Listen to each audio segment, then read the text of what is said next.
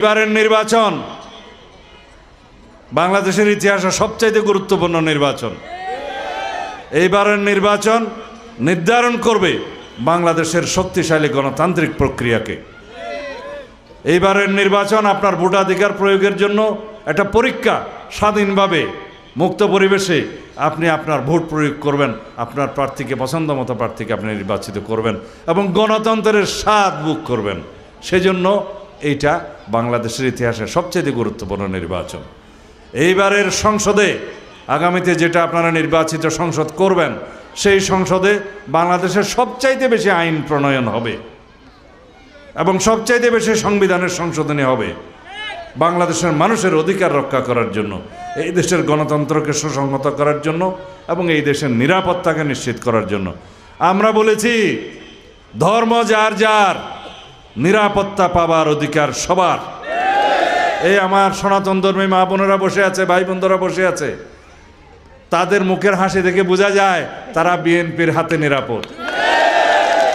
এদেশে যখনই বিএনপি রাষ্ট্র ক্ষমতায় ছিল আপনাদের স্বাধীনতা, ধর্মীয় স্বাধীনতা, নিরাপত্তা নিশ্চিত করেছে।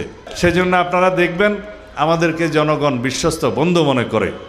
বিএনপিকে দেশের মানুষ এই দেশের রাজনৈতিক শক্তি হিসাবে মনে করে, এই দেশের জনগণের বন্ধু হিসাবে মনে করে। সেজন্য আমি সব জায়গায় বলি বাংলাদেশের জনগণের গণমানুষের দল হচ্ছে বিএনপি। বিএনপির অপর নাম গণতন্ত্র, গণতন্ত্রের বিকল্প নাম বিএনপি। উন্নয়ন, সমৃদ্ধি, প্রগতির অপর নাম বিএনপি। সুতরাং উন্নয়ন একটি ধারাবাহিক প্রক্রিয়া, এটা নিয়ে আপনারা চিন্তা করবেন না। যার যা কিছু দাবি আছে এবং আপনারা সবাই মিলিতভাবে, সকল মানুষ মিলিতভাবে, সকল ধর্মবর্ণের মানুষ মিলিতভাবে আপনারা বসে কাকারার উন্নয়নের সমস্ত পরিকল্পনা, সমস্ত দাবি আপনারা প্রণয়ন করবেন। ইনশাআল্লাহ আমি কথা দিচ্ছি সকল দাবি দেওয়া প্রতিপালন করা হবে। 35 বছর আগে থেকে আপনাদের খেদমতে আছি, আপনাদের দোয়া এবং আপনাদের সমর্থনে। আমরা কোথায় কি করেছি দেশের জন্য, আপনাদের জন্য, জনগণের জন্য, সেটা সবাই জানে। আমরা অনেকবার পরীক্ষায় পাশ করেছি। আমি যখন জেলখানায় ছিলাম, বন্দী ছিলাম, তখন আপনারা দয়া করে আমার স্ত্রীকে, আপনাদের পুত্রবধূকে আমার চাইতেও বেশি ভোটের ব্যবধানে সংসদে পাঠিয়েছেন। সেটা পাই, আপনারা যদি সমর্থন করেন তাহলে এগুলোর কোনো বিষয় না, এগুলো সবই বাস্তবায়নযোগ্য।